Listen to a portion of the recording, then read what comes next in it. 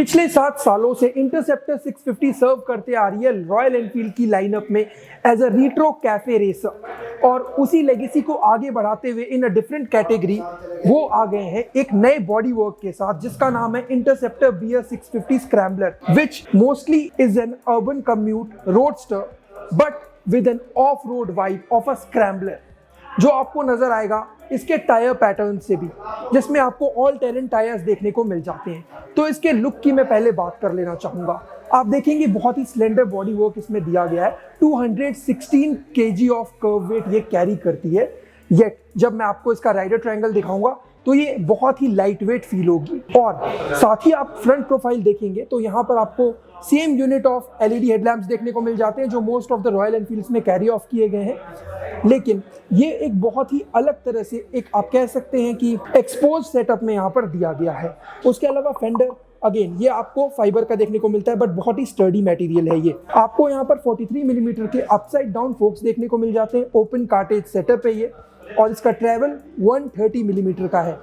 उसके अलावा जो टायर्स हैं आपको ये यहाँ पे आपको स्पोक और एलॉयज दोनों फ्रेम में देखने को मिलते हैं, और ट्यूब और ट्यूबलेस दोनों सेटअप के साथ भी आते हैं। यानी आपको ऑप्शंस बहुत सारे देखने को मिल जा रहे हैं अपने राइडिंग चॉइसेस के हिसाब से। उसके अलावा आप देखेंगे तो यहाँ पर आपको जो इंडिकेटर सेटअप देखने को मिलता है ये भी आपको हैजार्ड फंक्शन सपोर्ट करता है और ऑल LED आता है। यानी ऑल लाइटिंग सेटअप जो है आपको फुल्ली LED सेटअप आता है, चाहे हेडलैम्प की बात कर ले या बात कर ले टेल लैम्प। साथ ही आप देखेंगे तो यहाँ पर आपको ब्रेक और क्लच लीवर भी एडजस्टेबल आता है 5 स्टेप्स के साथ, यानी हाथों के दर्द की कोई भी चिंता नहीं। ट्रैफिक में आप अपने हार्डनेस ऑफ हैंड के हिसाब से एडजस्ट कर सकते हैं जैसा आप चाहें। इंजन की मैं बात कर लूँ तो वही 648 सीसी का ट्विन सिलेंडर इंजन आपको देखने को मिल जाता है, बट चेंज यहाँ पर है कि 8 वॉल्व्स के साथ ये आता है, एयर ऑयल कूल्ड ही आता है अभी भी। उसके अलावा ये आपको SOHC सेटअप है, यानी सिंगल ओवरहेड कैम के साथ ही ये आता है।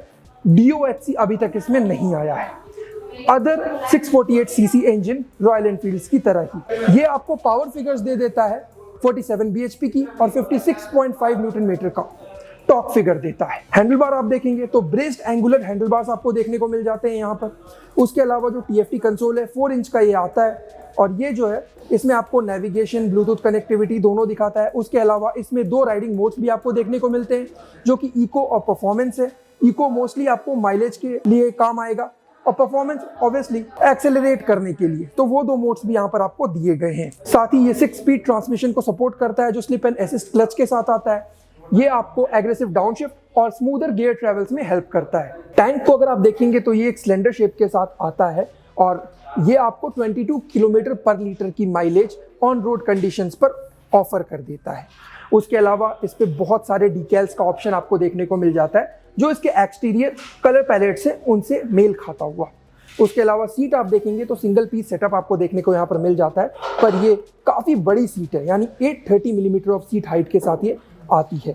साथ ही रियर सस्पेंशन जो है आपको ट्विन शॉक इमल्शंस देखने को मिल जाते हैं जो 5 स्टेप प्रीलोड एडजस्टेबिलिटी के साथ आते हैं। और आप मफलर्स देखेंगे तो यहाँ पर आपको 2-in-1 एग्जॉस्ट मफलर सिस्टम देखने को मिल जाता है, यानी डुअल सिलेंडर होने के बावजूद यहाँ पर आपको सिंगल मफलर ही देखने को मिलता है एग्जॉस्ट में। पीछे का सेटअप अगेन ये आपको एक राउंड शेप की LED टेल लैम्प देखने को मिल जाती है, लेकिन ये कोई रिट्रो वाइब के साथ ही आती है। आपको मॉडर्न टच यहाँ पर देखने को नहीं मिलेगा।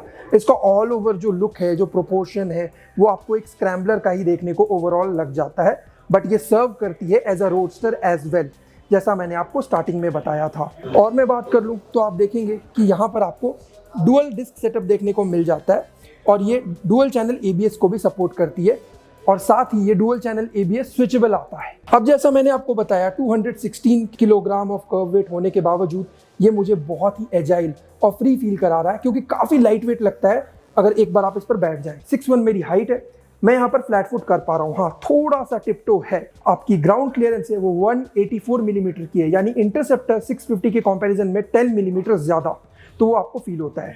But once you are on a go आपको कुछ भी फील नहीं होगा, बहुत कंफर्टेबल लगेगा।